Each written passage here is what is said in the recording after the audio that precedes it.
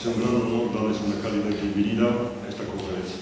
سيداتي سادتي الحضور الكريم، مرحبا بكم في هذه المحاضرة التي سيلقيها الأستاذ محمد الخطابي. A principio doy la palabra a la directora del Centro Melchor de Jovianos para darles la bienvenida.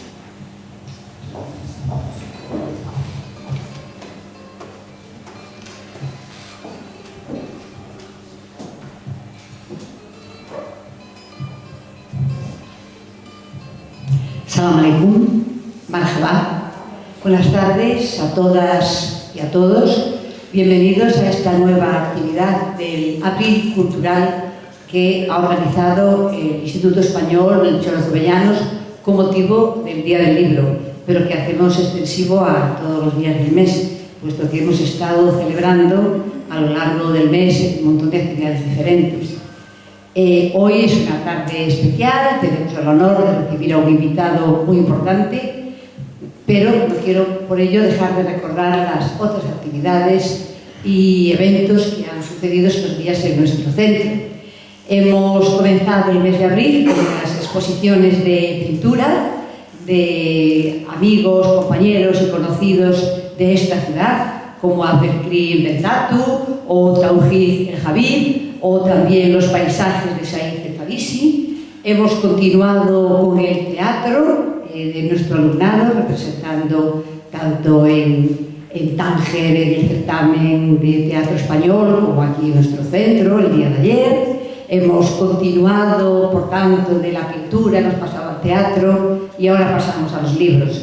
Hemos comenzado con los libros ya la semana pasada, presentando el libro de una excompañera de este centro y autora de un poemario, Los Senderos del Alba, para continuar ayer con la entrega del concurso literario de los premios Jovino, y hoy continuamos también con el homenaje a los libros con el profesor y escritor Mohamed El Khattabi.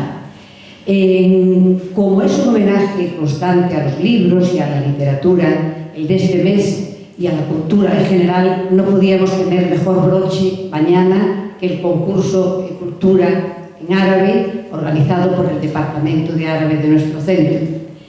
Simplemente al dar la palabra ya a Ahmed para que presente a Ahmed Shuhaibi, profesor de árabe de nuestro centro, para que presente a nuestro invitado de hoy, pero me gustaría recordar unas palabras muy hermosas que figuraban en los diplomas que ayer entregamos a nuestro alumnado y alumnado de otros centros y alumnado del Cervantes que participó en el concurso literario Jovino, en homenaje y en recuerdo a la escritora que ha recibido el premio Cervantes en el año 2018, que fue la uruguaya Ida Vitale. Ida Vitale decía en su libro Léxico de Afinidades, que es una especie de diccionario personal, recoge una definición de la poesía que parece un autorretrato. Y dice así: las palabras son nómadas, la mala poesía las vuelve sedentarias. Con estas palabras y el homenaje a Ida Vitale, le paso la palabra al profesor Ahmed Shuhaibi. Muchas gracias.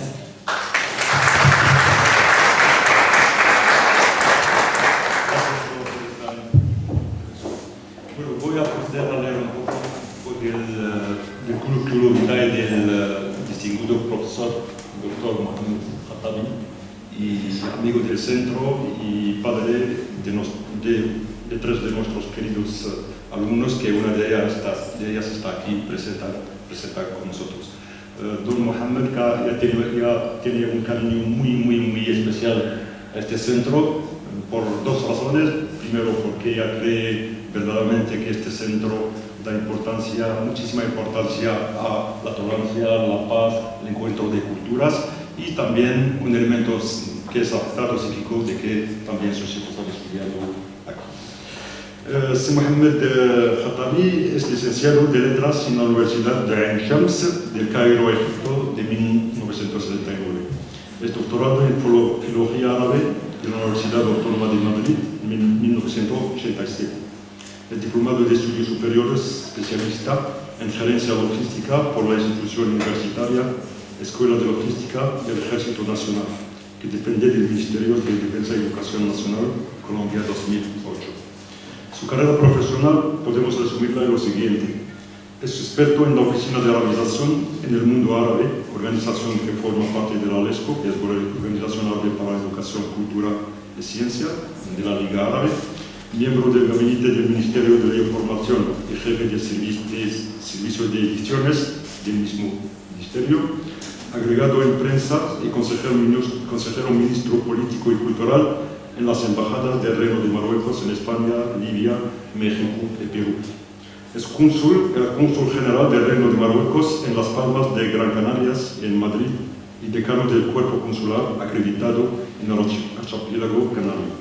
Embajador extraordinario y plenipotenciario de Su Majestad el Rey en Colombia, Ecuador, Panamá y Trinidad y Tobago. Tiene gran experiencia en las ciencias audiovisuales por su trabajo en la radio y televisión marroquí durante más de 8 años y productor de varios programas de tipo cultural. Fue profesor de bachillerato y actualmente es conferenciante visitante en varias universidades del mundo árabe, España y en América Latina, Colombia y Perú en particular. El rector de la Universidad de Rosario en Colombia, el señor Hans Peter, le propuso para ejercer el cargo del jefe del Departamento de Árabe en la Facultad de Filosofía y Letras en la misma universidad. Distinciones. Distinguido durante su época de trabajo en Madrid con la Medalla del Mérito Civil, otorgado por Su Majestad el Rey don Juan Carlos I en 1981. Distinguido por Su Majestad el Rey Mohammed VI de Marruecos con la alta decoración Orden del Trono con grado de Caballero en 2007. Condecorado por la Cámara de Representantes de Colombia con la Orden de la Democracia Simón Bolívar en el grado Gran Cruz Extraordinaria Placa de Oro 2008. Condecorado por el Presidente de la República de Colombia, excelentísimo señor Álvaro Uribe Vélez, con la Gran Cruz de la Orden de San Carlos en 2008. El Senado de la República de Colombia le confiere la Orden del Congreso de Colombia en el grado de Gran Cruz con placa de oro en 2008. Distinguido con el doctorado honoris causa de la Universidad de Meta, Villavicencio de Colombia en 2006. Distinguido con el título honoris causa en Comercio Internacional de la Universidad Real de Colombia en 2004. Distinguido con el doctorado honoris causa en Humanidades de la Universidad Simón Bolívar en Barranquilla 2007. Distinguido por el alcalde de la ciudad de Cartagena de Indias como huésped de honor de la ciudad y le hace entrega de la llave de oro de la misma en 2006. Miembro de la Academia Hispanoamericana de Letras y Ciencias, Bogotá, Colombia, 2004. Miembro honorario del Instituto Ingeniero de Chile, 2008 y es miembro de la Unión de Escritores Marroquíes. Las publicaciones de don Mohamed Khattabi ha publicado varios libros en Egipto, Túnez, Marruecos, España, Perú y Colombia y colabora con prestigiosas revistas y periódicos tanto en el mundo árabe como en España y Gran Bretaña. Tiene asimismo varios ensayos sobre la cultura y literatura sudamericana y española contemporánea y en particular sobre temas relacionados con la historia de la literatura del Andaluz y tradujo de castellano al árabe obras de escritores y literatura, de escritores y poetas destacados tanto en España como en México, Colombia, Perú, Guatemala, República Dominicana, Chile, Argentina, Uruguay, Nicaragua, etc., reunidos en 2 antologías sobre el relato corto y la poesía, publicadas por el Consejo Superior de la Cultura en el Cairo en 2001, bajo título La justicia de los indios y otros relatos en 2000.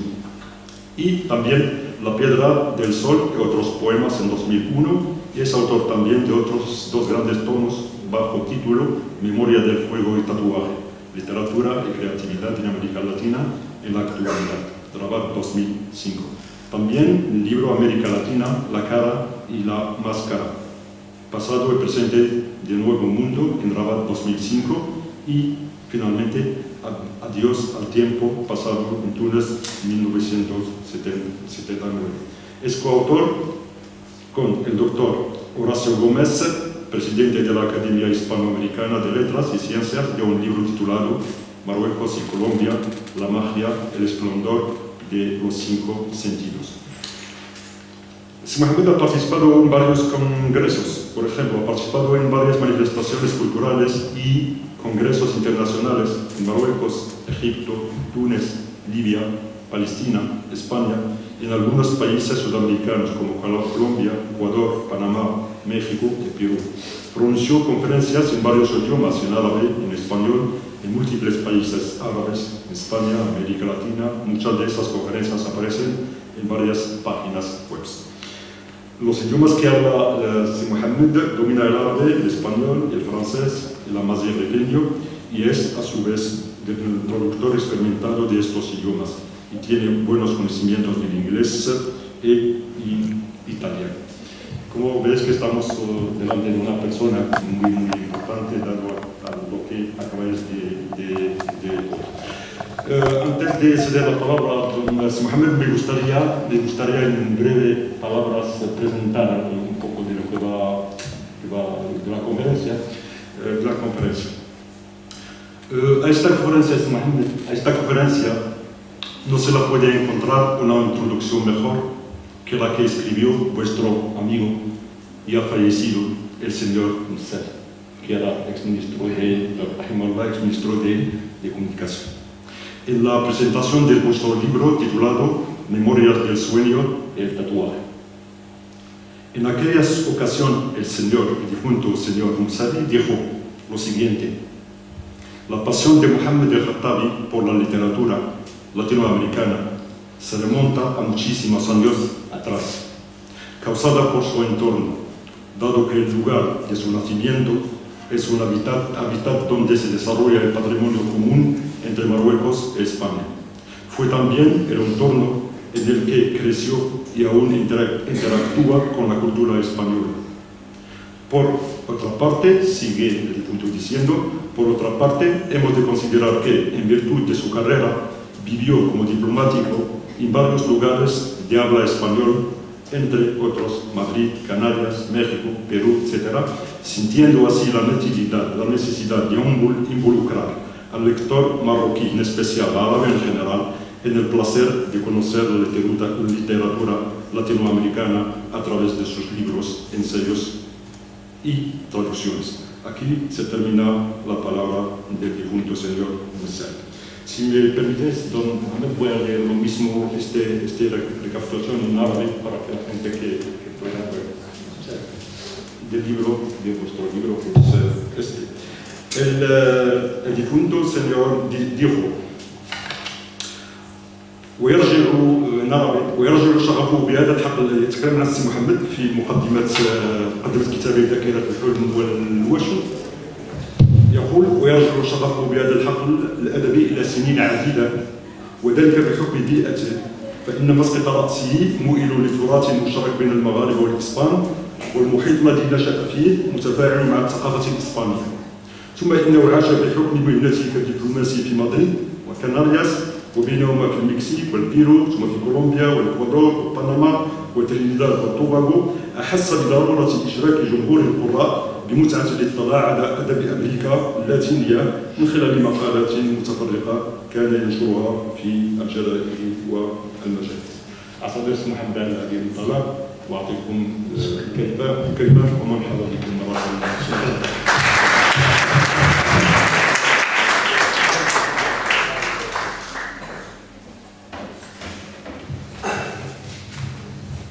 Bueno, en primer lugar quiero agradecer profundamente la invitación, esta tan amable y afable invitación que me han cursado para asistir una vez más a esta velada, para pronunciar una locución. Me parece que es la quinta o la sexta vez que hago lo mismo aquí, en este recinto, y realmente es un gran placer y honor para mí estar aquí con ustedes. Distinguida directora de este prestigioso Colegio Melchor de Jovellanos, doña Dolores Valera Salgado, queridos profesores, apreciados alumnos, estimados amigos todos, ممثلين وزارة التربية الوطنية والتعليم وجميع الإخوان الكرام الموجودين معنا. En primer lugar, quiero expresar mi más profundo agradecimiento de todo corazón por la amabilidad y la deferencia que tuvieron conmigo al invitarme para participar en una de mis conferencias en esta manifestación cultural que coincide con un día tan especial y simbólico para todos nosotros que amamos la cultura y el saber, que es el Día del Libro, que se celebra en este emblemático colegio considerado por todos nosotros el edificio más hermoso de esta bella villa de Alhucemas y por donde pasaron y estudiaron nuestros hijos con mucho orgullo y satisfacción. Esperemos ante todo que se brinde a nuestra modesta participación en este maravilloso evento cultural el éxito merecido a su importante papel de mantener esos sólidos lazos de afecto, cariño y amistad que unen infelizmente a todos los que viven y vieron la luz en esta entrañable y hermosa bella ciudad de Al-Hoceima y alcanzar las metas del progreso y prosperidad de nuestro interés común y que nos permita desempeñar el papel que corresponde a cada uno de nosotros y que nos dicta nuestro afán para cooperar y colaborar conjuntamente por el bien de nuestra querida ciudad, su legado cultural, su historia, nuestros pueblos, nuestra acción común y que nuestras iniciativas en todos los campos hagan elemento de diálogo constante, constructivo, continuo y permanente y de sólida cooperación.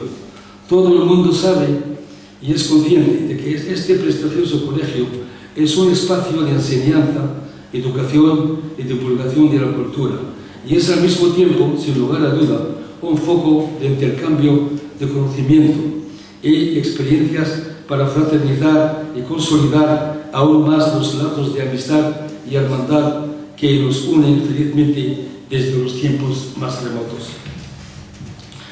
Al margen del tema de este evento, que es un espacio de cultura y de intercambio de conocimiento y experiencias para fraternizar y abrir horizontes hacia nuevas actividades que redundarán en beneficio de nuestros diferentes estamentos.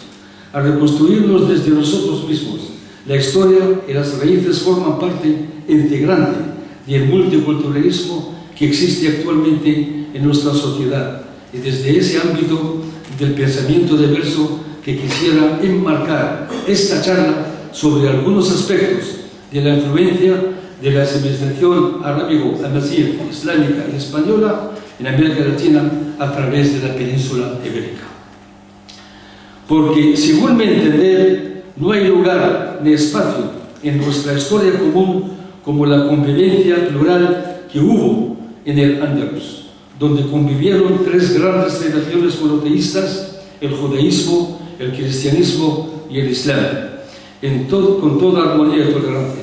Quisiera abordar esta conferencia desde el punto de vista del pensamiento crítico, diverso, plural, en el seno de una sociedad abierta a la defensa del pensamiento plural, crítico, constructivo y diverso, la defensa de la autonomía intelectual en contra de cualquier pensamiento único. Es parte integral de la defensa de la sociedad abierta, de las libertades, de la institución de libertades que hacen posible la democracia contemporánea, unida con las diferentes historias de los pueblos, sus entornos y perspectivas también diversas. Vivimos en una época de diálogo, de culturas, entre todos nuestros países y nadie ignora el papel que pueden desempeñar tanto los intelectuales como los académicos en nuestras comunidades con sus enormes potenciales culturales, humanos, civilizaciones económicas y políticos, en el establecimiento de la paz, la concordia y la comprensión entre todas las mujeres y los hombres de la tierra. La historia es la vida, y la vida es la amistad y la cultura, que es a su vez el diálogo entre los hombres y las mujeres más nobles a lo largo de la historia, como decía el filósofo francés René Descartes. En este importantísimo terreno, queridos profesores y apreciados amigos, es donde debemos desarrollar nuestras acciones, reforzar nuestras relaciones, sobre todo que estamos reunidos en una ciudad emblemática como es Alhucemas, en la que bajo su cielo han vivido ilustres personajes que supieron combinar el pasado con el presente, la leyenda con la realidad, y en esta maravillosa tierra rifeña, semejante a una madre bondadosa y acogedora, generosa y abierta, que nos tiene a todos embrujados, deslumbrados, asombrados por su hermosura y su esplendor.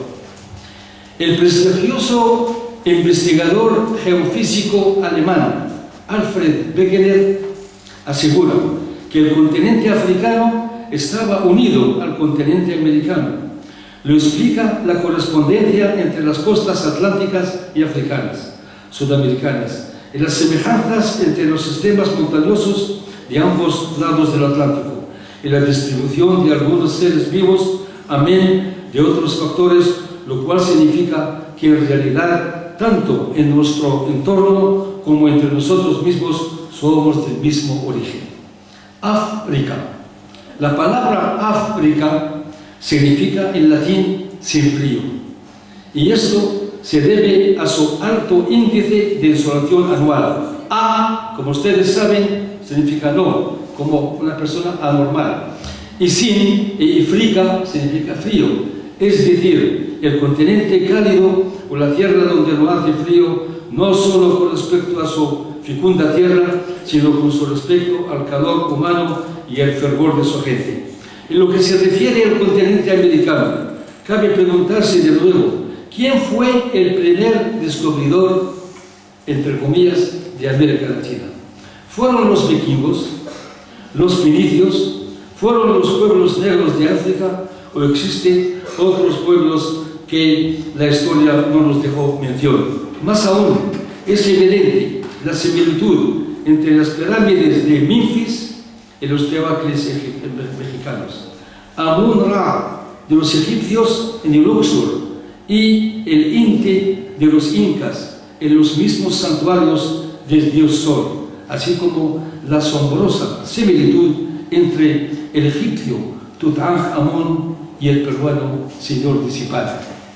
Tutankamón lo he visto personalmente en Egipto, en el museo famoso egipcio que está en Medan Tahrir, y este señor Disipán también tuve la ocasión de recibirle como un jefe de Estado cuando ha sido vuelto desde Alemania después de su restauración. Estaba el presidente Fujimori de aquel entonces en Perú, y toda la representación diplomática, y yo representaba a mi país aquel entonces.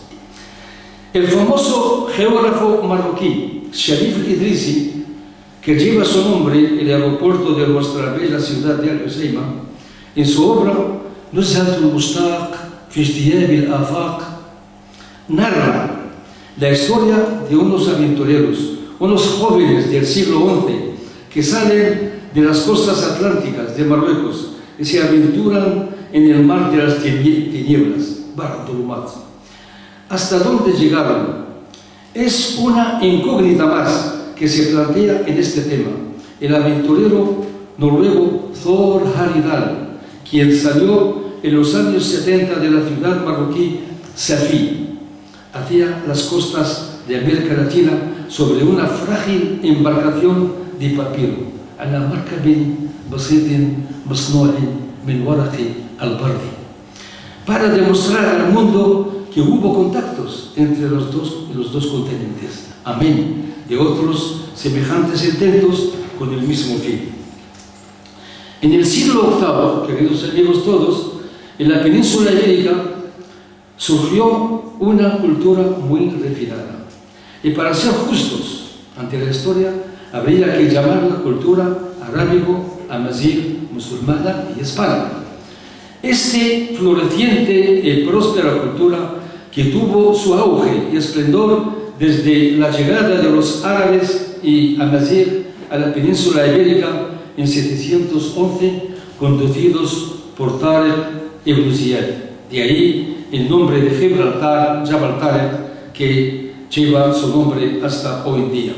La presencia de esta cultura se prolongó hasta 1492, que marcó el fin de la presencia política. Esto es muy importante, presencia política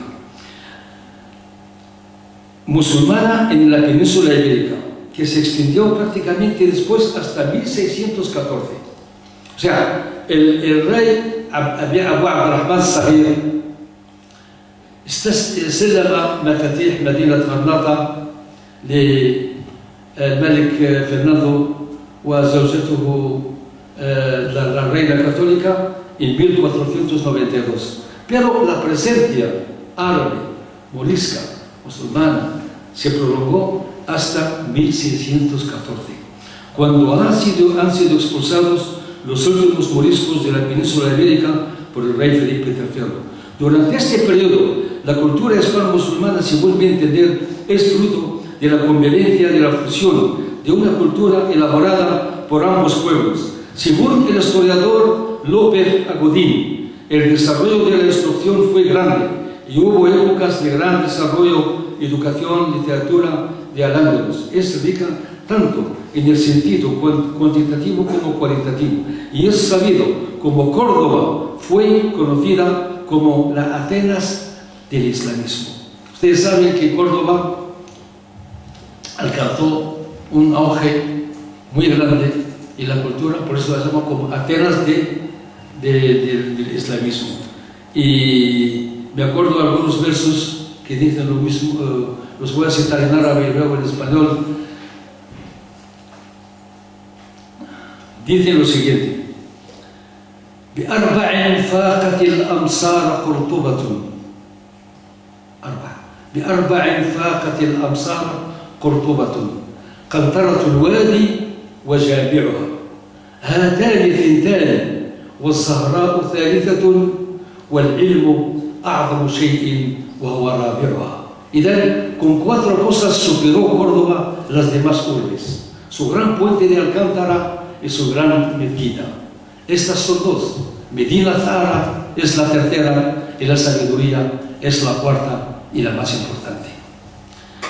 Como Atenas del mismo, los reinados Abdurrahman III y luego Abu Yaqub Mansur al-Wahidi, que presentaba la aportación marroquí de Baghdad, el Hudur, el Wujud, el Maghreb, el Qah, la península ibérica. A partir de entonces, los europeos empiezan a valorar, a conocer, a apreciar esta gran civilización que ejerció tanta influencia sobre el pensamiento cristiano. El mismo autor asegura que esta misma cultura llegará a casi la totalidad de los países sudamericanos después de la caída de Granada en 1492, ya que en ese mismo año empieza la llegada de los españoles al continente americano. Marcelino Méndez Pelayo resaltaba hace un siglo la importancia de aquel caudal, diciendo: la historia del primer renacimiento de los tiempos medios sería inexplicable sin la acción de la España cristiana. Y esta ciencia hispano-cristiana es inexplicable a su vez sin el propio conocimiento de la ciencia arábigo-hispana, de la cual fueron intérpretes los mozárabes, al-Mustarabún, que son la población cristiana de origen hispano-visigoda que vivía en el territorio de Al-Ándalus, y los mudéjares, al-Mudajjalún, que son los musulmanes que permanecieron viviendo en el territorio reconquistado.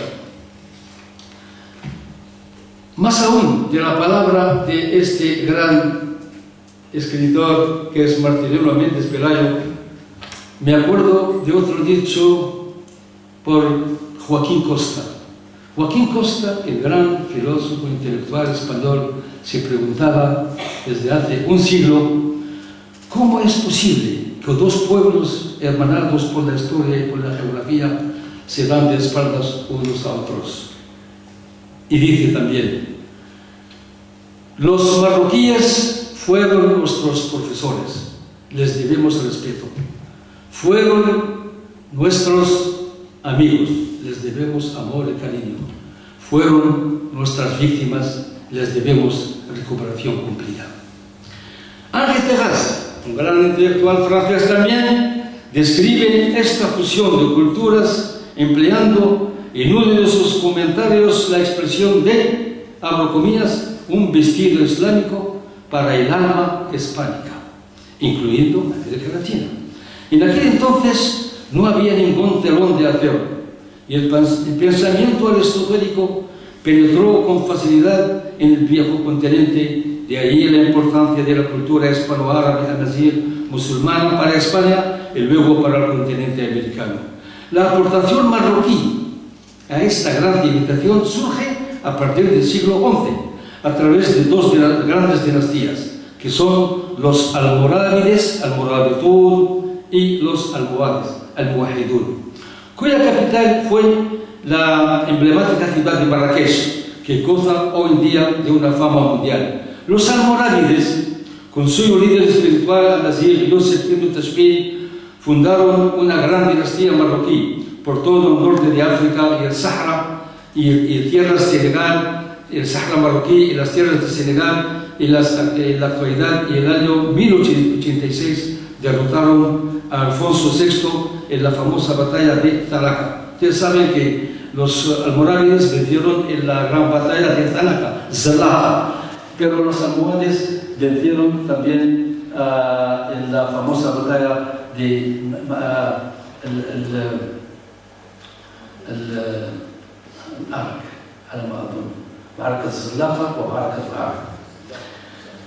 Después dominaron Toledo, Sevilla y otras muchas ciudades españolas. Esta dinastía gobernó España hasta la segunda mitad del siglo XII, durante casi 100 años, cuando surge otra nueva dinastía, puramente marroquí también, que es la de los almohades.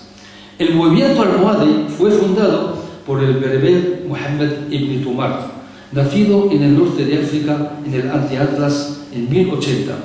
Los almohades, desde su primer califa Abd-el-Mumin hasta el califa de Abu Yaqub Mansur, prolongado hasta 1212, propiciaron una brillantez cultural y una grandiosidad aristocrática, enriquecida con los elementos de la alta cultura urbana andalusí, plasmada en diversos vestigios tanto en el norte de África como en España, como la Kutubía de Marrakech, la Torre Hassan de Rabat en Andalucía y la famosa Torre de Oro y el alminar de la Gran Mezquita de Sevilla en Granada. Perdón, la Mezquita de Sevilla, la Giralda.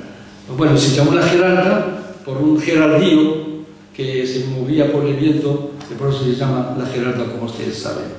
Florecieron asimismo en esta época las letras, las ciencias, la filosofía. Entre sus figuras más destacadas, Ibn Rushd, Averroes, ابن طفيل صاحب حي الأقدار كما تعرفون، ابن حزم صاحب طوق الحمامة كما تعرفون، ميمونيدس باللغة العربية يسمى إبراهيم موسى ابن ميمون الذي من أعظم كتبه كتاب يسمى دليل الحائرين، وقد كتبه باللغة العربية ثم ترجم فيما بعد إلى 36 لغة. ودليل الحائرين en español es el famoso libro de Maimónides que se titula La Guía de los Perplejados o La Guía de los Descarriados. Este señor también estaba presente en nuestra ciudad de Qarawiyyin, en Fez, Maimónides, durante 5 años. Luego, por supuesto, aparece el gran poeta cordobés Luis de Góngora. Este arte arquitectónico mudéjar abrió el camino igualmente a nuevos estilos en la construcción en América Latina, conocidos con el nombre de mocárabes, que se consideran la máxima expresión arquitectónica en el arte almohade. Estos estilos mocárabes, al-mocarbasat, que cubren las cúpulas y los arcos, son formas simples que se derivan de las formas circunferenciales. Todos estos aspectos de adorno, renovados gracias a la armonía de sus colores y sus múltiples formas sobresalientes en relieve, sobre todo en las piedras calizas, ejercen un impacto muy agradable en el arte almohade. Todos estos estilos, después de España, llegaron a América Latina con nuestros hermanos españoles. Todos esos estilos llegaron más tarde, de una forma u otra, a los países sudamericanos. Estas influencias arquitectónicas representaban la aportación arábigo-amazigh española más destacada de nuestro mundo, que se reflejan hasta hoy en día en muchos edificios, casas, patios, balcones, torres, palacios, iglesias, conventos, jardines, fuentes. Todos estos lugares he tenido la suerte de verlas en situ durante mi larga presencia en América Latina, en varios países. La doctora mexicana de origen sirio, Ikram Antaki, en su famoso libro La tercera cultura, Al-Thaqafa Thalitha, demuestra con argumentos sólidos la gran influencia que tuvo la cultura andalusí, tanto árabe como española, en América Latina. Y dice lo siguiente: los conquistadores llegaron al continente americano con los 8 siglos de la civilización musulmana en España. Estos conquistadores utilizaban muchas palabras árabes que existen hasta hoy en día. En su libro encontramos muchas fotografías. Ella me regaló su libro personalmente cuando estaba trabajando en México, en nuestra embajada en México. En casi la totalidad de los países de América Latina, la semejanza y la similitud, el teshabuh, el tadai, entre estas fotos son asombrosas. La autora de esta gran obra asegura que el encuentro llamado entre dos culturas, según ella, la hispana y la autóctona, en realidad fueron entre 3 culturas, agregando la cultura arábigo-amazigh española. El gran escritor mexicano Carlos Fuentes, que en paz descanse, dice en este sentido: a través de la Hispania musulmana y los pueblos que han vivido en ella, sobre todo en África y Asia, han hecho llegar tanto a Europa como a América Latina un sinfín de influencias en todos los aspectos de la arquitectura morisca, en el idioma, la construcción, la navegación, el cultivo de la tierra, la poesía, la literatura y la vida en general. Cierro comillas. El escritor chileno Matías Rafidi asegura, por su parte, que los conquistadores españoles que llegaron a América Latina no trajeron con ellos solo la cultura del Islam, sino también la sangre árabo-amazigh africana. Por eso, el 33% de los españoles que establecieron en esta tierra son de origen árabo-africano. Esta influencia arquitectónica la encontramos también en muchas fuentes de un sinfín de casas, palacios construidas en América Latina, y en alcobas, arcos, balcones mashrabiyat, en mozárabes también se refleja y muy claramente en las iglesias, hasta el punto de que hay un dicho famoso entre los historiadores, citado por el famoso libro de Ikram Antaki, que dice lo siguiente: يريدون أن يبنوا كنائس فكانت تخرج من بين أناملهم مساجد. Dice, querían construir iglesias, pero les salían de entre las manos mezquitas. En el ta'thir كان قويا جدا. Algunos arquitectos incluso han utilizado la caligrafía árabe, ustedes saben que la caligrafía árabe, الخط العربي، كان شيئا محببا ومحبوبا وعند الخلفاء وعند المثقفين في الأندلس عموما وفي المغرب. وكان الذي يجيد كتابة الخط في ذلك الوقت كأنه مبدع، كأنه فنان راقي.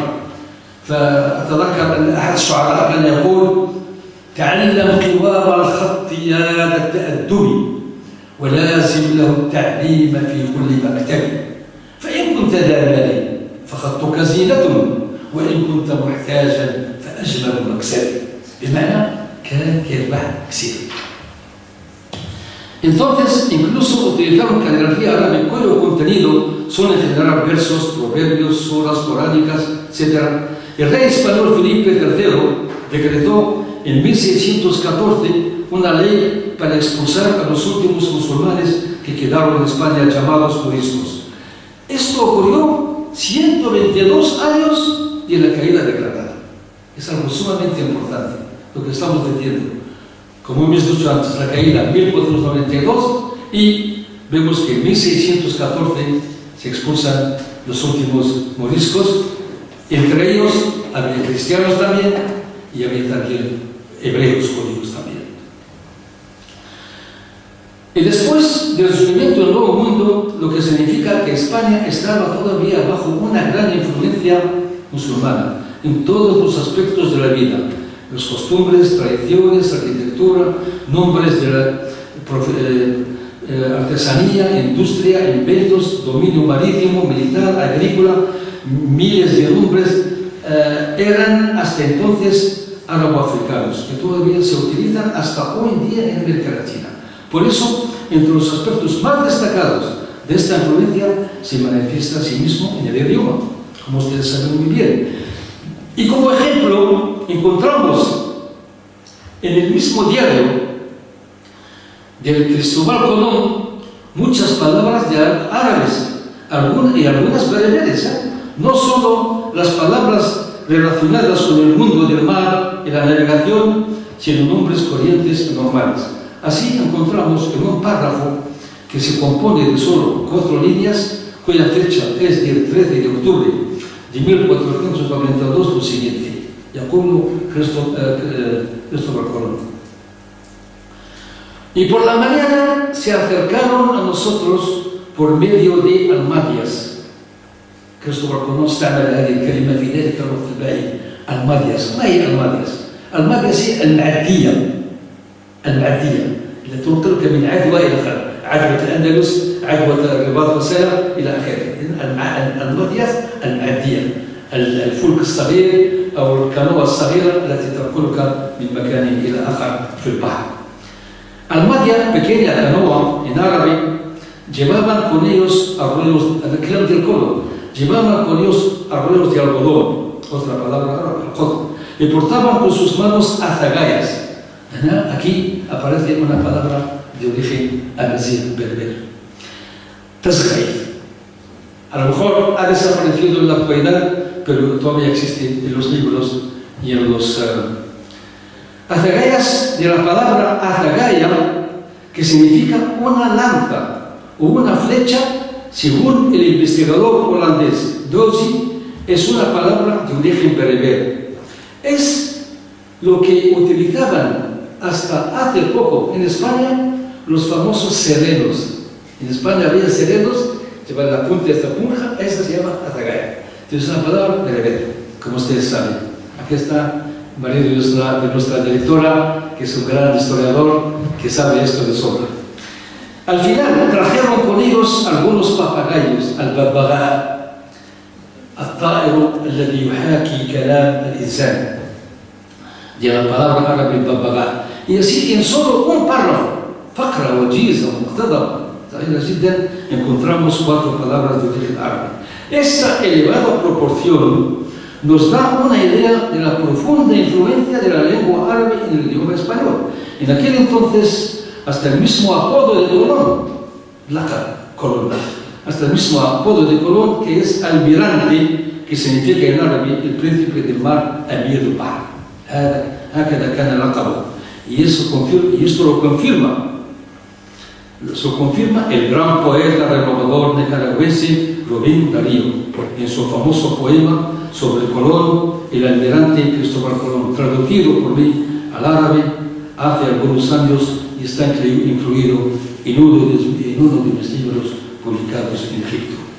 En su travesía hacia este nuevo mundo utilizó instrumentos árabes, como ustedes saben, así como la brújula al-bawsala, estorlab, etcétera, etcétera. Según el gran arabista americano Américo Castro, su gran arabista español, dice: todas las palabras españolas que tienen relación con el comercio, el derecho, el riego, la navegación, la nutrición, la gastronomía, la nutrición, incluidos los dulces, la construcción, etcétera, etcétera, son de origen árabe. Nos da un ejemplo rapidito. Dice lo siguiente, abro comillas: él se preguntaba, ¿Qué es lo que construye el alarife o el albañil?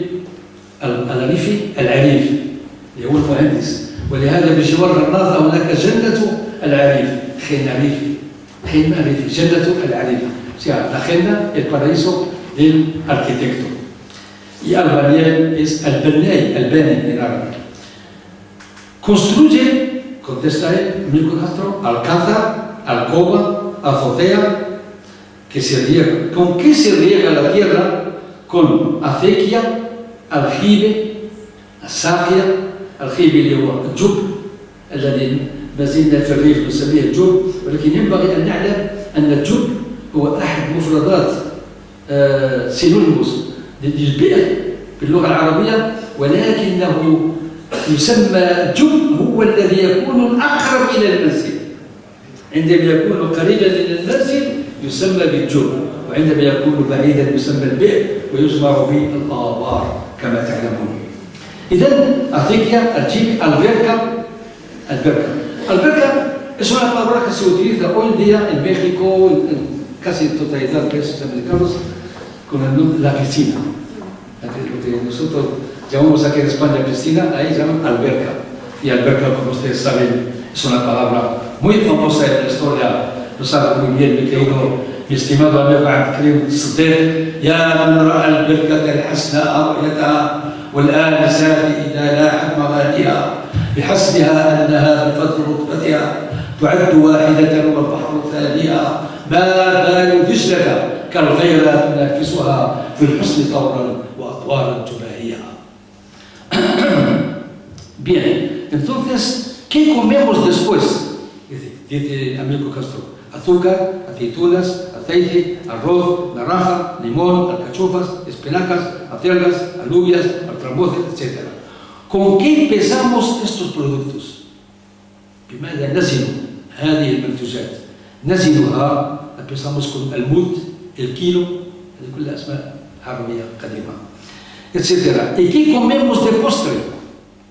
De postre en América Latina, que es raro, todavía hay muchas palabras de origen que se utilizaban en Andalucía y se fueron con nuestros amigos y hermanos españoles y todavía existen hasta hoy en día. Como المخابرة المجبلة، يعني هي التي تضم الجبن بين طرفيها. الرز بالليتشي، الفخور، الفندقي، mazapán. Esa es una palabra rarísima. Dicen algunos investigadores que es de origen persa. Mazapán. Zabán en persa es idioma, la lengua, y ma significa dulce, porque no la encontramos en los diccionarios españoles, y es algo muy famoso en la bella ciudad de Toledo, como ustedes saben. Y hablando de Toledo, es la الحاضرة الأولى التي سقطت في القرن التاسع في الأندلس. يا أهل أندلس شدوا رحالكم فما المقام بها إلا من الغرض. الثوب ينسل من أطرافه وأرى ثوب الجزيرة منسولا من الوسط.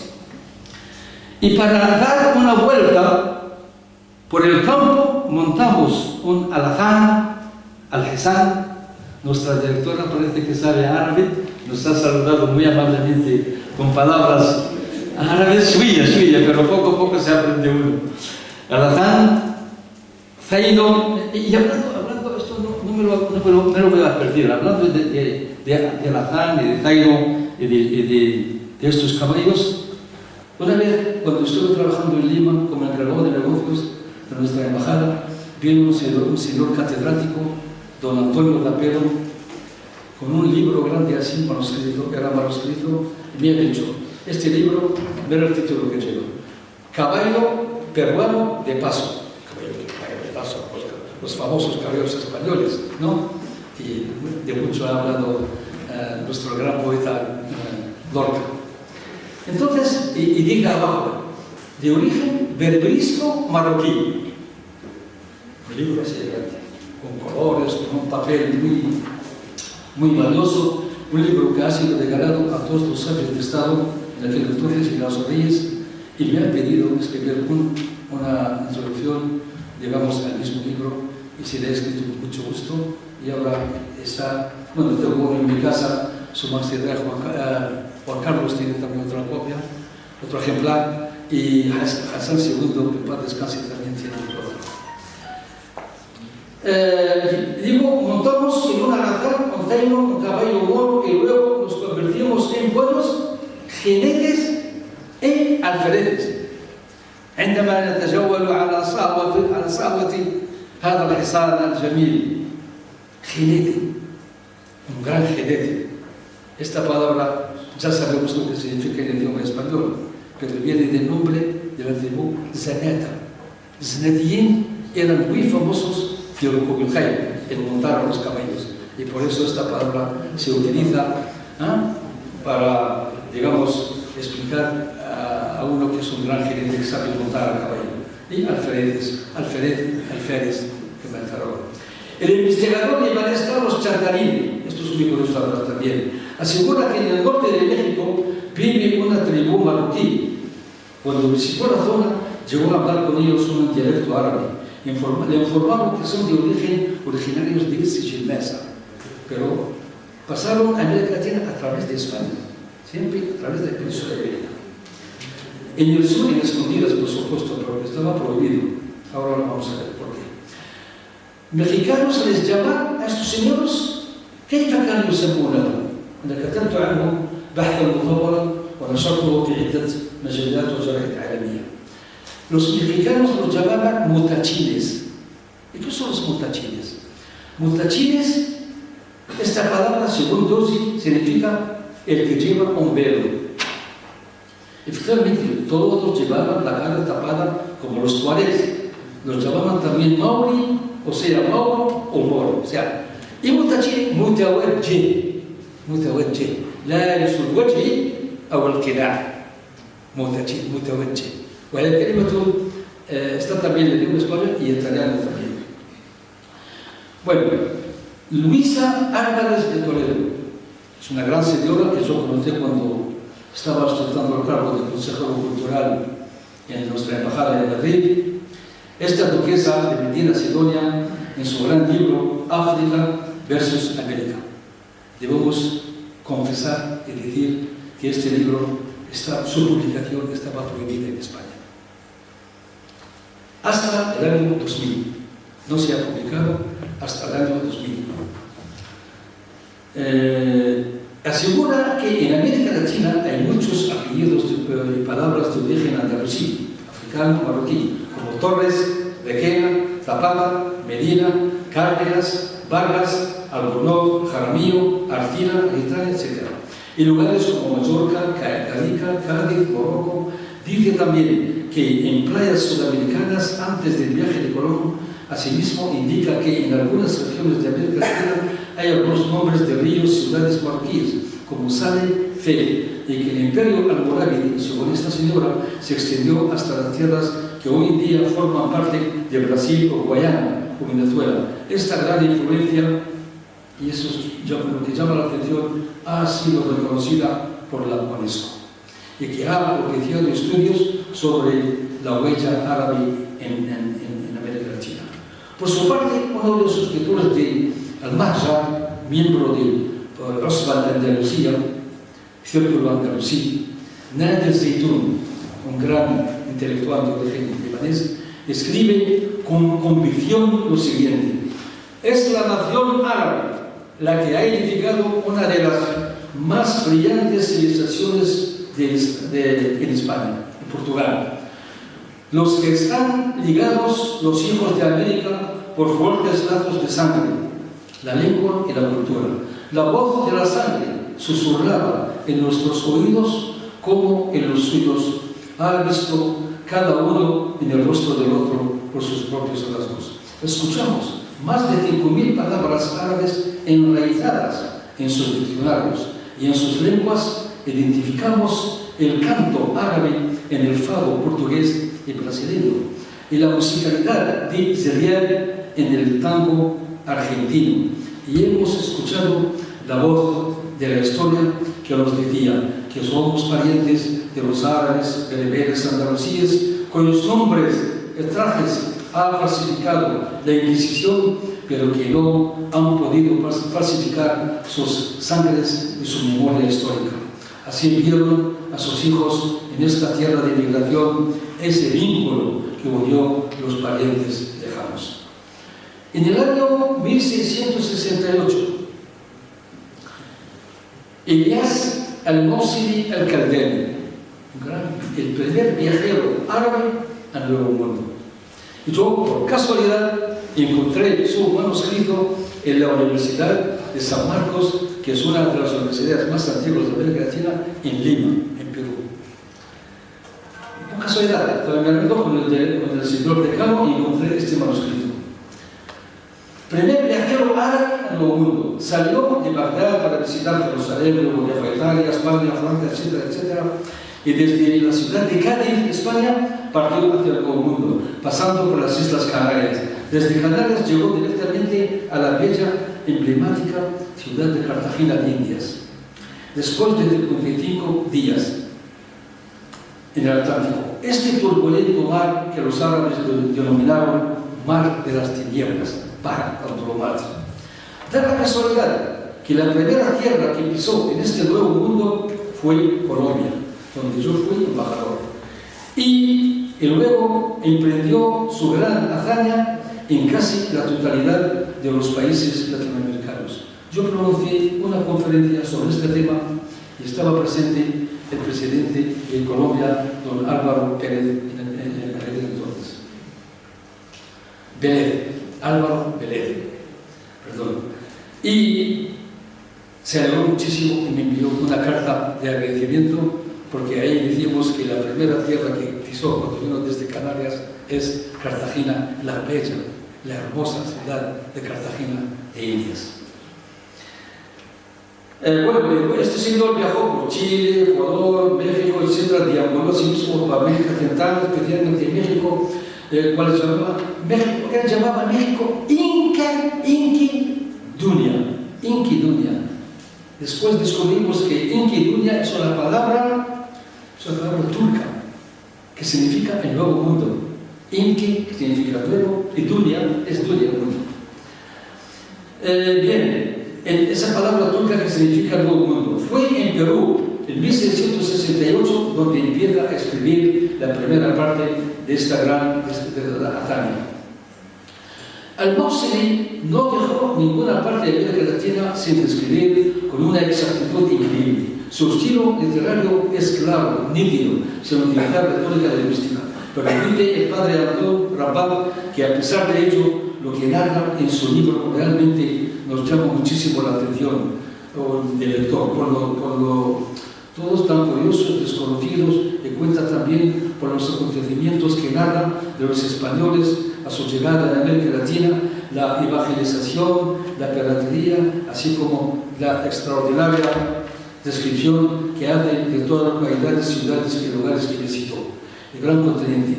Asimismo, de la fauna, de la flora, abundante vegetación, etcétera, etcétera, etcétera. Al-Mawsili, en su libro, habla de la curiosidad que sentía por conocer este nuevo mundo, para emprender esta gran aventura. Luego habla del descubrimiento de América Latina, de la historia de los llegados de los españoles con evangelización y de las civilizaciones culturales antiguas que surgieron en este continente, la influencia de la civilización andaluza en América Latina, que es el tema de nuestra conferencia. Ilyas al-Mawsili nos informa que nadie podía viajar al Nuevo Mundo sin la previa autorización del rey de España, recordando que el nuncio apostólico de su santidad el Papa en Madrid, que se llamaba el cardenal Mariscote, fue quien le prestó su valiosa ayuda para conseguir el permiso del rey para emprender este viaje, porque estas eran las leyes aplicadas por orden de Carlos V, rey de España y Hungría. Según sus propias palabras, este viajero aporta muchos conocimientos sobre carabelas, galeones que partían desde el Nuevo Mundo hacia España, detalles, mundo nuevo, etc. Llegaron, los historiadores han denominado bueno, había una otra fase de inmigración. No era solo eso, porque este señor no le dejaron solo viajar en principio porque creía que era musulmán, pero no era musulmán, era cristiano, creyente, todo eso de él. Y ha demostrado eso, por eso le autorizaron el viaje y viajó a América Latina. Pero hay otra forma de esta inmigración, que llegaron los que los historiadores han denominado esclavas blancas, As-Saraya al-Bid. Pero ¿quiénes son?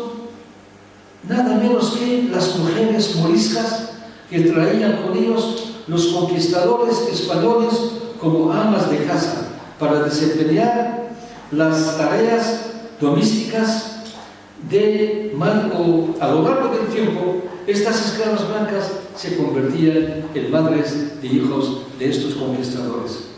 Relación con el hogar, gastronomía, la vida social, la cultura en general. Rubén Darío, casi terminamos, se preguntó alguna vez: ¿hay en mí alguna gota de sangre de África, o de indio, chorotega, o negrando? Pudiera ser. Vía Espesa dice: aunque nació en Nicaragua, es de origen árabe andaluz.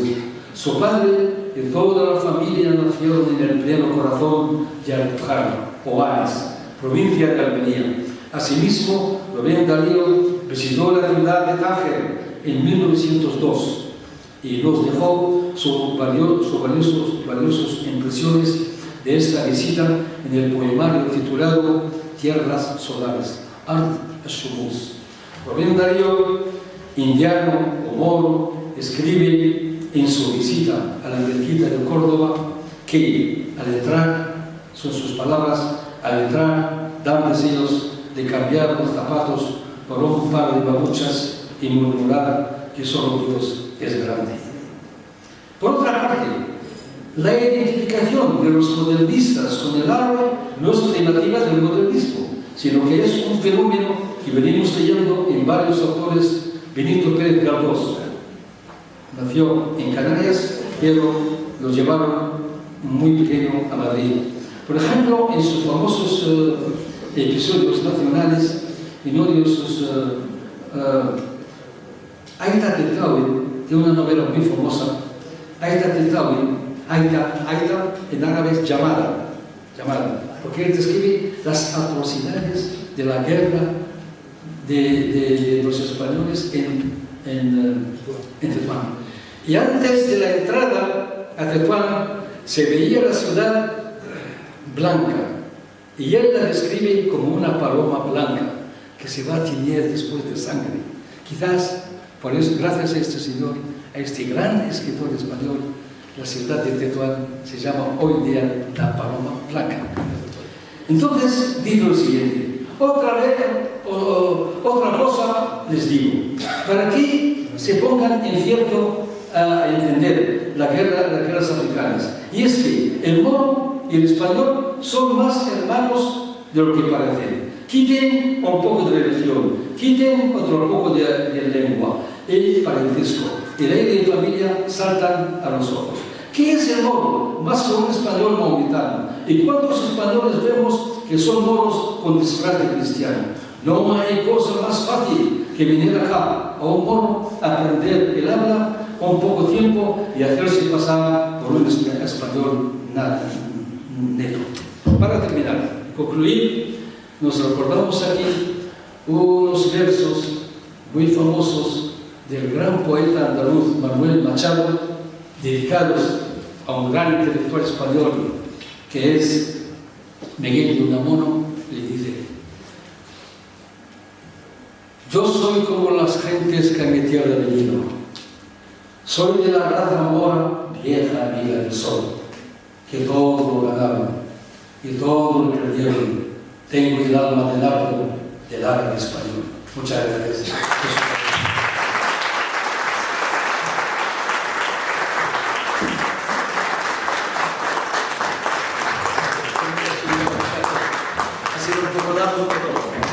Muchas gracias.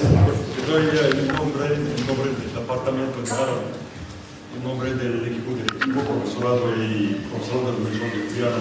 Gracias a don Mahmoud Khatami por esta conferencia tan rica, tan variada, tan estructurada, que ha abarcado muchos datos y noticias del nivel histórico, artístico, varios dominios. Lo que no me es fácil dar un resumen de lo que ha dicho, porque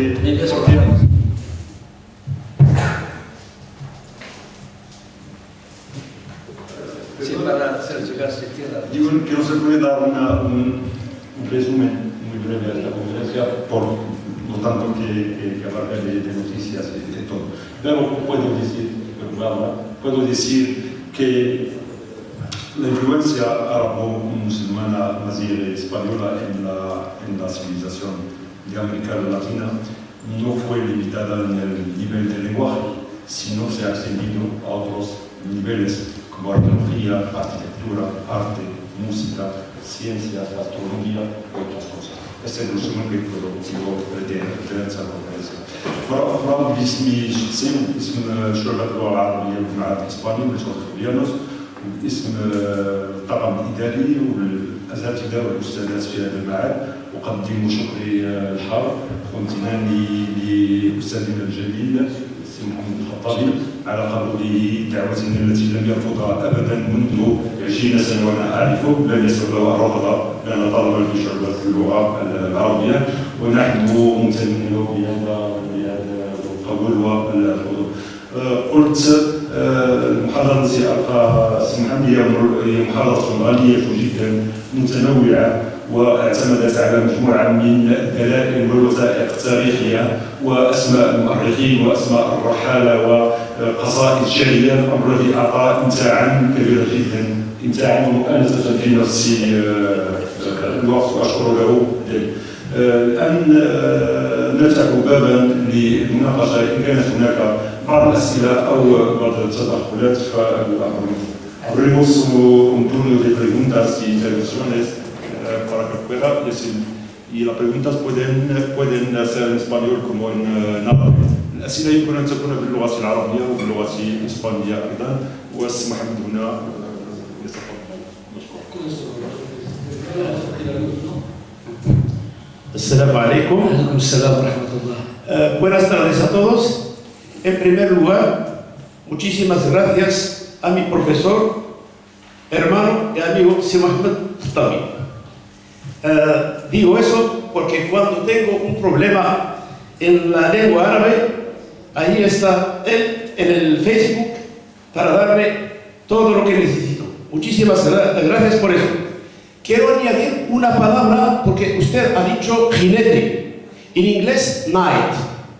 Se escribe como la noche night pero con K, night. Jinete, night, es lo mismo, ¿no? Otra cosa que voy a decir, lo que no acabo de entender es que cuando Su Majestad el Rey de España estaba en Rabat hace un mes y pico, ha hecho algo muy bueno en invitar, no sé si ha invitado o no, a unos marroquíes que escriben en árabe, unos catedráticos. Bueno, es una cosa muy buena, pero lo que no acabo de entender, ¿por qué no han invitado al señor Mohamed Khatami? Sabiendo que el mismísimo rey de España le ha dado una medalla en el 81.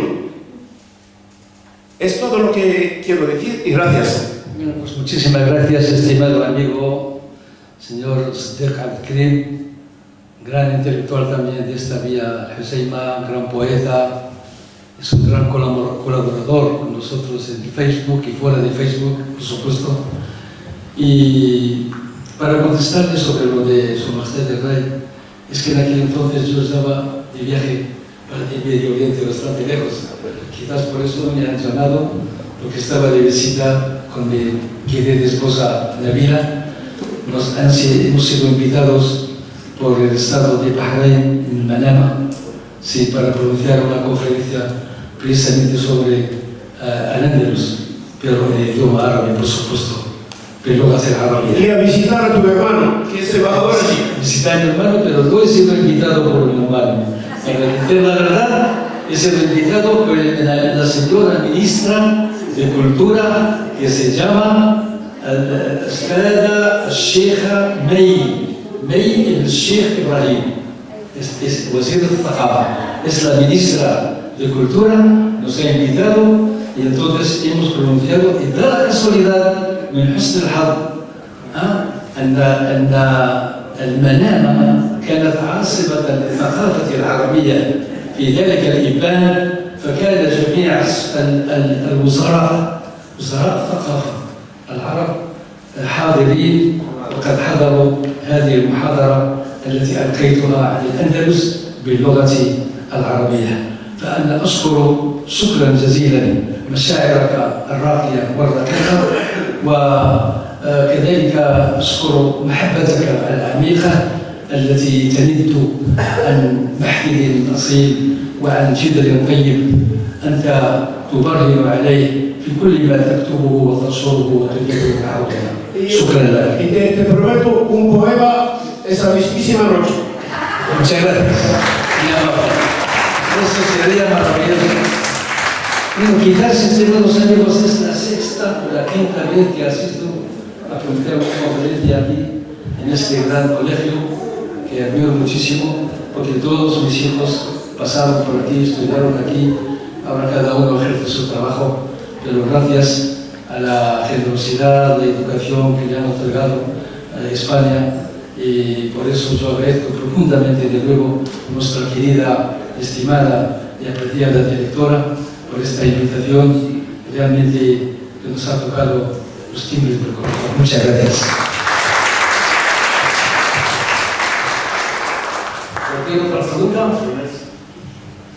هل هناك سؤال؟ أعتذر للذين لا يجيدون اللغة الإسبانية، ولكن لم يكن هذا قمت به في جامعة فاس ذات مرة عندما أنهيت المحاضرة باللغة الإسبانية. قيل لي أن نصف الحضور لا يجيد هذه اللغة، وكنت مضطرا أن ألقي نفس المحاضرة باللغة العربية، ولكن الوقت طال وبقينا بدون غداء وبدون أكل وصرنا نمشي في الشوارع كخيال مآتة. Sí, dime, por favor. Tfadal. Buenas. Muy buenas. Gracias, querido profesor. Muchas gracias a usted. Muy interesante conferencia. Muy amable. Yo, la verdad, atendiendo a la importancia de la conferencia y a todos estos aspectos, ya de entrada en el tema, veo connotaciones en cierta medida difíciles, y por eso le agradezco que haya atajado el problema de tal magnitud, que es un problema en sí, porque para mí el tema que se ha analizado, sobre todo en el aspecto formal, claro, los términos, la lexicología y todo lo demás, quedan algunas cuestiones de fondo que, si no hubieran sido porque la historia ha sido así, tan dura y tan negativa a lo largo de la historia, y que el poder impone en cierta medida cierta ideología que se impone en detrimento de otras, es decir, que las culturas, yo quiero en este sentido recordar un libro de Juan Goytisolo, Contracorrientes, que habla de cómo la cultura y la lengua castellana se impuso en detrimento de otras culturas y de otras lenguas, como la árabe, la judaica, y la de las otras minorías españolas, que hasta ahora siguen planteando un enorme problema. Usted sabe lo que ocurre actualmente con el problema catalán y lo demás. Es decir, que en detrimento de las culturas, de la cultura arábico-musulmana, de la cultura nazí y la cultura judaica, Castilla, o la lengua castellana, o la cultura de Castilla y Aragón, acaba con una riqueza, con un bagaje que hubiera sido mucho más interesante para la humanidad, y no solamente para los españoles y para los musulmanes. Y gracias. Muchas gracias, querido amigo.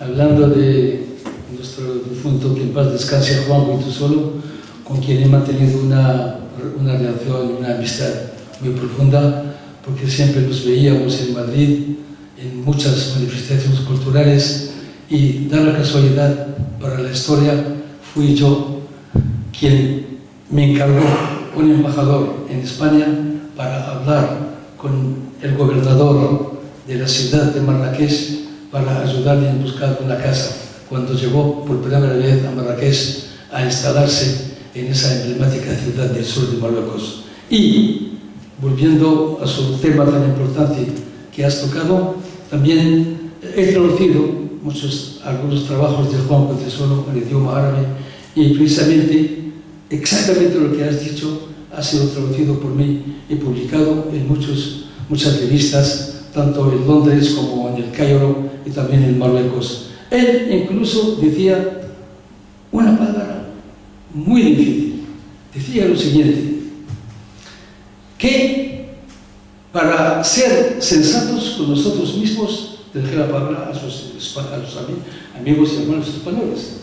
Nosotros es imposible, no podemos entender bien cómo debe ser la historia de España sin saber el idioma árabe, porque todo lo que nos ha llegado a través de la traducción. Y traducir es traicionar. Entonces no ha llegado de sus fuentes, digamos, fidedignas, sino han sido añadidas o al contrario. Él dice esta palabra: لا يمكن فهم تاريخ إسبانيا بدون تعلم اللغة العربية، إن كل شيء وصلنا عن تاريخ الوجود العربي والأمازيغي في إسبانيا، وأقول الأمازيغي لأن كانت هناك دولتان عظيمتان وهما المرابطون والموحدون، وكانوا أمازيغ كما تعلمون.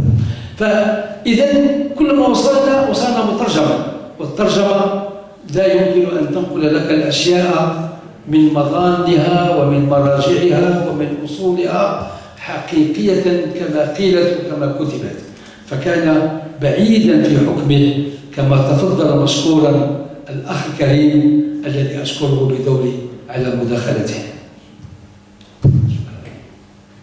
¿Alguna otra pregunta?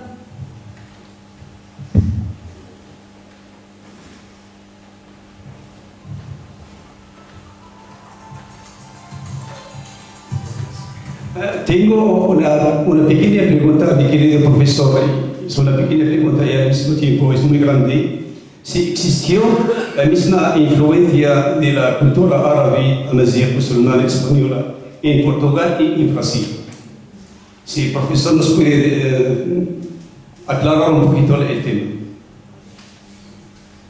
Sí, yo acabo de publicar un artículo, está en Facebook, lo último publicado sobre la influencia de lo árabe en la obra de García Márquez y también de algunos otros escritores en Portugal, precisamente de Jorge Amado. Jorge Amado tiene una novela muy famosa que es Gabriela, Clavo y Canela. En esta novela él habla de este problema que nos afronta de los árabes inmigrados o llegados a Brasil desde hace mucho tiempo. Todo el mundo les llamaban turcos y se enfadaban porque no eran turcos, simplemente han emigrado con un documento turco, porque en Oriente Medio, tanto en Siria como en Líbano, etc., estaba el Dawlatul Aliyah al-Uthmaniyah, los otomanos, y por eso les otorgaban el pasaporte turco. Esto lo dice también Gabriel García Márquez en su famosa y muchas de sus novelas, pero también en 100 años de soledad. 100 años de soledad he podido sacar o filtrar casi 300 palabras que son de origen árabe en esta sola obra. Es una obra bastante larga, pero hay muchísimas palabras. Quizás mi amigo me ha hecho un comentario muy generoso sobre este artículo mismo, cuando pronuncié una conferencia en el Gabinete Literario Nogal, que es un prestigioso gabinete literario de Bogotá. Ustedes saben muy bien que Bogotá es la Atenas de América Latina.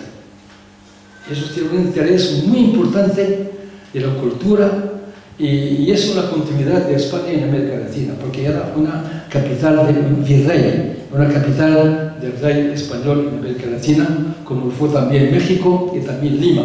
Eran 3 capitales.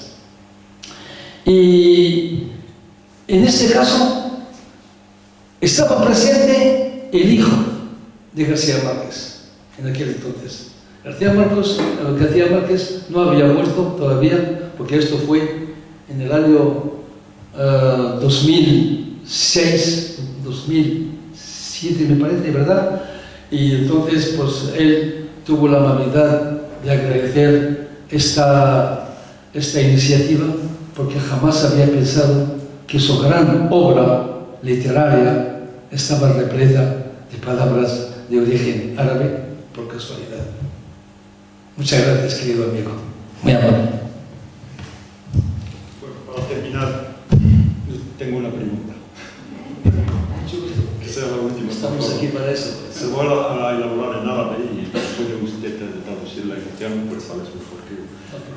نحن شعوب الشعب الإسباني والشعب المغربي عندنا قاسم مشترك وهو التاريخ المشترك كما يذكرون الوجوه العرب والإسلام بالأمازيغ في الأندلس، وعندنا أيضا تقاربنا الجغرافية التي لا يمكن أن نغيرها. ونحن نعرف أن في المغرب حسب الإحصائيات الأخيرة هناك أكثر من 3 مليون متكلم باللغة الإسبانية. ونعرف أن في كثير من الكليات المغربية هناك شعب تدرس اللغة الإسبانية وتخرج أفواجا، رغم أن في السنين الأخيرة هذا العدد فيه تناقص. ونعرف أن المعاهد الإسبانية في المغرب منها المعاهد المشهورة في بيرفة تقوم بمجهودات كثيرة وكبيرة جدا في نشر الثقافة واللغة الإسبانية. السؤال أستاذي الفاضل هو التالي: لماذا حركة الترجمة من الإسبانية إلى العربية لا تواكب هذه المعطيات الموضوعية؟ لماذا حركة الترجمة في المغرب من اللغة الإسبانية إلى اللغة العربية ضعيفة جدا، والذين يقومون بهذه العملية هم معلومون على رؤوس الأصابع من حضراتكم الدكتور الخطيب وبعض إبراهيم الخطيب وبعض الأشخاص، واحد في العراقيش وبعض الأشخاص أيضا شغال في تطوان وفي طنجة، وأكثريتهم اشتغلوا في المعاهد الإسبانية. السؤال الأول: لماذا هذا الإشكال في الترجمة عن الإسبانية؟ السؤال الأول. السؤال الثاني: لماذا الترجمة عن الإسبانية تتم فقط في المجال الأدبي، شعر، قصة، رواية، ولا تطال الجوانب الأخرى الفلسفية، الفلسفة الإسبانية، العلوم، الفيزياء، الكيمياء، الرياضيات؟ هناك من فضلكم. Bueno, pues querido amigo, estaba preguntando para nuestra querida directora, esté al corriente de lo que estamos diciendo, que España y Marruecos tenemos un denominador común, que es nuestra historia, la geografía también se ha hermanado, ha habido una convivencia mutua muy estrecha entre los dos pueblos, tanto español como marroquí, pero dice que en Marruecos hay más de 3, algunos decíamos hasta hace poco como 4 o 5 millones incluso de hispanoparlantes que hablan el idioma español, porque no hay que olvidar una cosa: el español no se habla solo en el norte de Marruecos, se habla también en el sur. Nosotros hemos estado, mi esposa y yo, en el sur de Marruecos y hemos constatado de que hay mucha gente que habla el español también, lo domina de maravilla.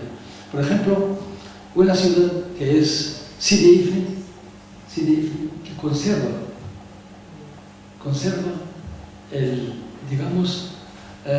el aspecto que tenía antes cuando estaban ahí los españoles. Hasta el cine, nosotros teníamos aquí un cine, pero ya no está, pero hay el cine avenida, todavía existe. Y cuando estábamos sentados en el café, en Sidi Ifni, había muchos españoles deambulando por las calles, dando vueltas, porque han nacido en esa ciudad. Igual cuando vienen los antiguos residentes españoles aquí a los temas, y mucha gente ahí utiliza palabras en el idioma español. Ahora, hablando de la traducción. ¿Por qué hay muy pocos traductores del español al árabe? Pregunta nuestro querido y apreciado amigo. Y dice, ¿y por qué esta traducción se concentra solo en el campo, en el dominio literario? Traducimos la poesía, las novelas, short stories, también los relatos cortos, etcétera, etcétera. ¿Y por qué no traducimos, digamos, la filosofía o matemáticas o cosas así?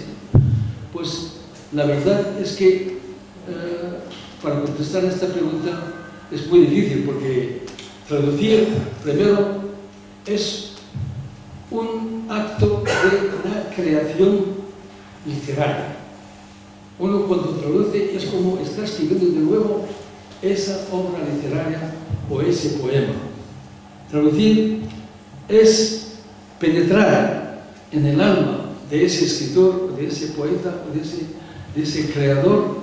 Entonces, no simplemente traduces de una palabra a otra, sino que, el fondo digamos, de las palabras, los significados, la retórica, etcétera, etcétera.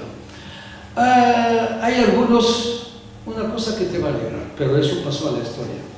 Ha habido, eso sí, es un orgullo para Marruecos, tanto para los españoles como para los marroquíes. Es el único país árabe, el único país musulmán, donde ha habido en los años 40 dos revistas.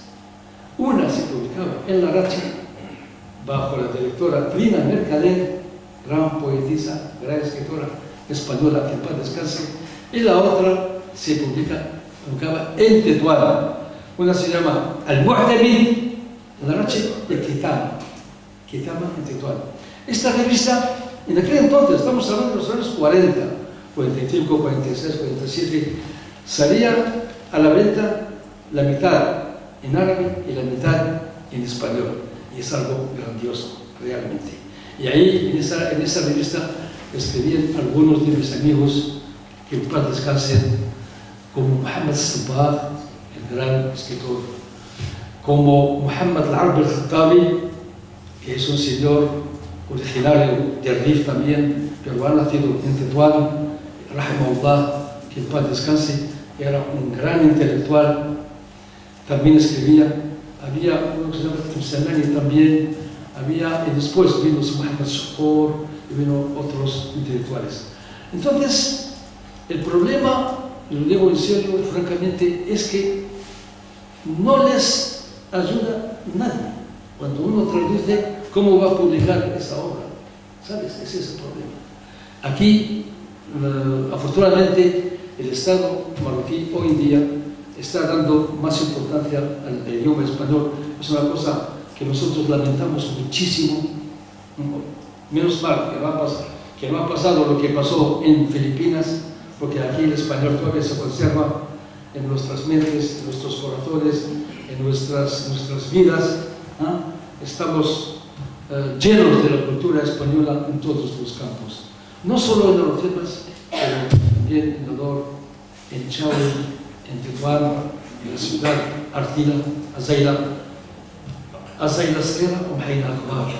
Es una ciudad muy pequeña, pero hay mucha gente muy importante que ha dado esta pequeña localidad de Artila. Y también en La Racha, por supuesto, y no olvidemos en el sur de Marruecos y a los escritores. Y el Estado debe, digamos, animar y apoyar y ayudar un poco en ese sentido, porque yo, por ejemplo, tengo varios libros preparados, pero ¿sabes dónde he encontrado dónde publicarlos? Todos los que he publicado antes los pagué yo personalmente, sobre todo en Rabat, en Túnez no lo he pagado yo, en España no, pero en Marruecos sí, en el Cairo no, en Manchester al-Thaqafa por su cuenta. Ahora, he encontrado una editorial en Jordania que va a publicar algunos de mis libros, algunos son en español. Sí. Tengo un libro que se titula, lo publico de vez en cuando en Facebook, Las mejores anécdotas de Oriente y Occidente. أجمل الحكايات والطرائف من الشرق والغرب. Y el libro está dividido en dos, el idioma español y el idioma árabe, como han sido siempre dos idiomas hermanados por la historia, como hemos dicho. Repito de nuevo, para reiterar mis más profundos agradecimientos a esta rica, a esta fecunda velada que nos ha otorgado nuestra querida directora de este colegio, su marido, el gran historiador, los profesores, los amigos invitados aquí, los alumnos y todos los presentes que ya ocupan un lugar muy destacado en nuestros corazones.